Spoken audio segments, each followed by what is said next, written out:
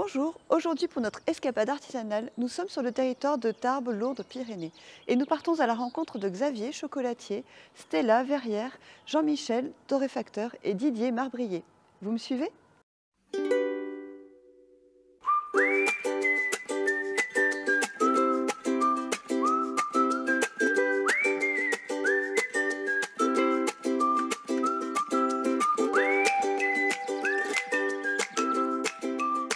Bonjour Xavier. Bonjour Caroline.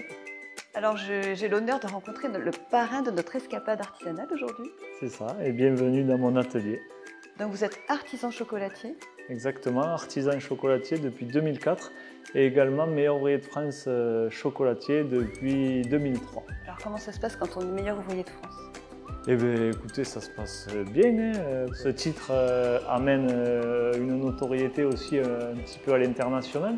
Mais aussi pour les équipes, je pense que c'est bien parce que ça montre une valeur travail. Et il me semble que votre père et votre grand-père ont aussi eu cet honneur-là. Mais nous, on a réussi à faire MOF pour mon grand-père en glacier, mon père en pâtissier et moi en chocolatier. Donc on a fait la boucle des métiers sucrés. Et pourquoi vous avez choisi le chocolat? En fait, on part de rien, d'un petit carré de chocolat et on peut faire plein de choses, que ce soit gustativement comme visuellement. On peut faire des petites sculptures, des pièces commerciales et on peut s'éclater aussi au niveau du goût en associant des épices, même en mélangeant des petits chocolats entre eux. Et on peut faire plein de choses et c'est super. Je vois qu'il y a des sujets que vous êtes en train de préparer pour Noël. Voilà, quand le client voit le sujet, il ne s'imagine pas et en même temps, il n'a pas besoin de s'imaginer. Le client, lui, ce qu'il veut, c'est que ça soit beau, que ça le fasse rêver. C'est vrai qu'il y a énormément d'étapes avant d'arriver au montage final et essayer de faire rêver les petits et les grands aussi. Et quel chocolat vous préférez? C'est un ancien meilleur ouvrier de France chez qui j'avais travaillé quand j'étais en stage. Il m'avait dit le meilleur chocolat du monde, c'est celui que vous aimez. Est-ce que vous avez un produit phare, une spécialité Xavier Berger? Là où on essaye de se démarquer, c'est sur tout ce qui est montage. Et après, bien sûr, notre gamme phare, c'est notre gamme de 30 bonbons chocolat qui va regrouper des ganaches, qui va regrouper des pralinés aux fruits, nature, avec des infusions. Merci beaucoup Xavier. Merci à vous Caroline.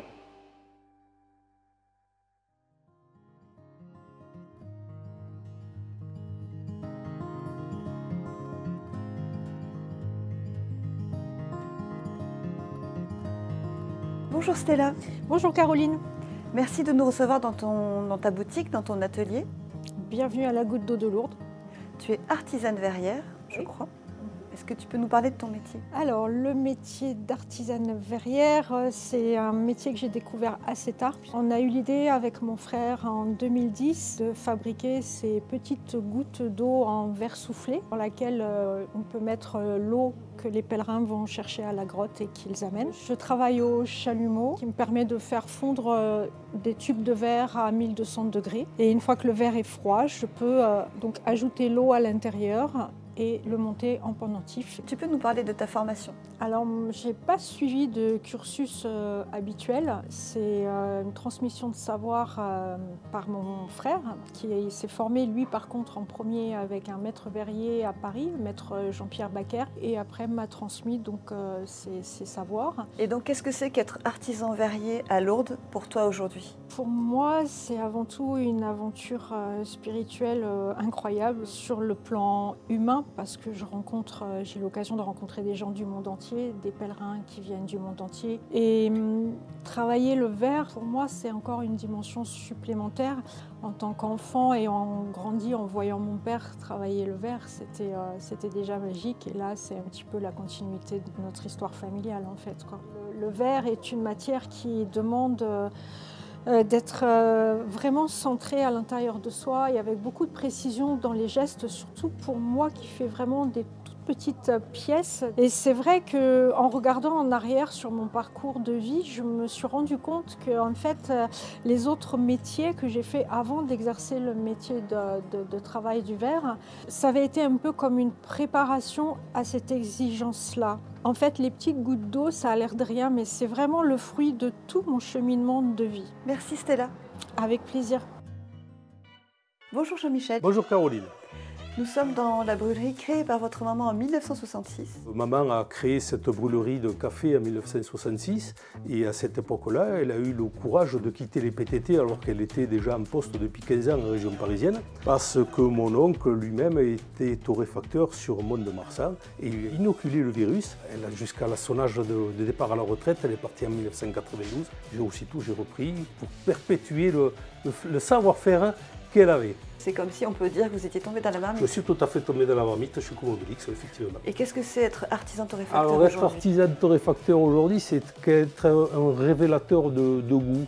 C'est-à-dire qu'il va falloir trouver les meilleures formules de café, les meilleures provenances de café, essayer de les faire purs ou alors faire des amalgames avec d'autres de façon à pouvoir contenter la clientèle. Et comment vous conseillez les cafés? Alors comment je conseille les cafés, ça c'est un petit peu subjectif. En fonction des goûts des clients, je passe un petit peu à l'analyse, à la moulinette, je lui propose telle qualité, à lui de la goûter, de la choisir, de la retenir ou pas, et par la suite d'essayer quelque chose d'autre. Est-ce que vous pouvez nous parler de la torréfaction? Oui, alors la torréfaction, je reçois des cafés verts en provenance de Bordeaux parce que j'ai un importateur. Sur la torréfaction, alors on peut faire des cafés qui soient purs, d'origine pure, on peut prendre un Colombie pur, on peut prendre un Éthiopie pur. In fine, si vous voulez, c'est le savoir-faire. On mélange une telle qualité avec une autre parce qu'on sait que ça va ressortir comme ça. Mais là, ça demande quand même beaucoup d'expérience. Merci beaucoup Jean-Michel. Merci à vous Caroline.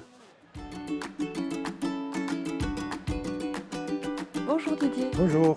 Merci de nous accueillir dans votre marbrerie. Je sais que c'est une entreprise familiale. Est-ce que vous pouvez m'en parler? Alors, entreprise familiale qui a été créée en 1969 par mon père et ma mère. Donc, il y a toujours mon frère, ma sœur et moi, plus mes 2 filles et mon neveu et ma nièce. Didier, vous êtes artisan, travailleur de la pierre. Et qu'est-ce que vous aimez dans ce métier? Alors, la passion du métier, elle est simple, c'est au niveau de la réalisation. En travaillant des matériaux naturels, automatiquement, ça devient des pièces uniques. Je crois que ce que vous aimez également, ce sont les chantiers d'exception. On est amené par des fois des demandes originales qui nous font faire des pièces uniques et ce qu'on appelle nous des chantiers d'exception. Ça peut être chez le particulier habiller tout un pan de mur, ça peut être aller sur Reims, aller faire des salles de bain en marbre blanc de Carrare qui font que ce sont des chantiers qu'on ne reproduira pas mais qui restent gravés dans nous. Et ça nous fait sortir un peu des sentiers de la concurrence. Et quelle formation est nécessaire pour être tailleur de pierre? Alors, dans notre domaine d'activité, avec nos multitâches, en fin de compte, il n'y a pas de formation qui existe vraiment. Il est difficile de recruter dans notre métier, car bon, déjà, on a très peu de marbriers, donc on ne peut pas prendre des employés aux autres. Et secondo, ce métier est très mal connu. Mais ce qui nous manque le plus dans ce système-là, c'est que derrière, il faut quand même un peu la vocation. Le plus difficile chez nous à recruter, c'est quelqu'un qui serait passionné par ce métier-là. Pour moi, le profil le plus intéressant, c'est les jeunes, entre 16, 17, 18 ans. Et je vois que j'ai mes enfants, enfin nos enfants qui sont en entreprise, qu'on ne peut pas la même fripe.